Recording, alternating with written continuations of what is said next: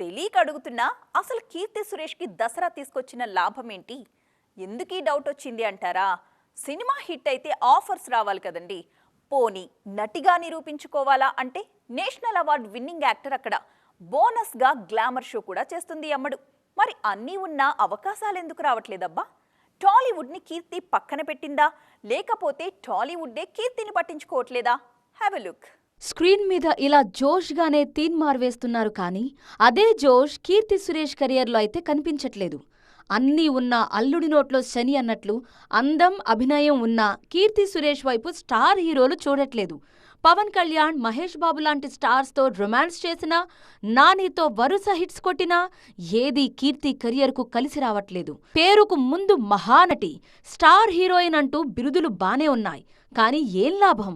Offers తెచ్చిపెట్టని గౌరవాలు ఉంటే ఎంత, లేకుంటే ఎంత అంటున్నారు కీర్తి ఫ్యాన్స్. కొన్నేళ్లుగా టాలీవుడ్లో ఈమెకు అవకాశాలు తగ్గాయి. మహానటి తర్వాత వచ్చిన మిస్ ఇండియా, గుడ్ లక్ సఖీ కీర్తి ఇమేజ్ పెంచటం కాదు, ఉన్న మార్కెట్ని పడేశాయి. రంగ్ దే, సర్కార్ వారి పాట లాంటి సినిమాల్లో గ్లామర్ షో చేసినా పెద్దగా క్లిక్ అవ్వలేదు. మొన్న దసరాలో వెన్నెలలా సినిమాను బతికించినా దర్శకులు కరుణించడం లేదు. భోళాశంకర్ డిజాస్టర్ తర్వాత ఈమె తెలుగులో ఏ సినిమాకు సైన్ చేయలేదు.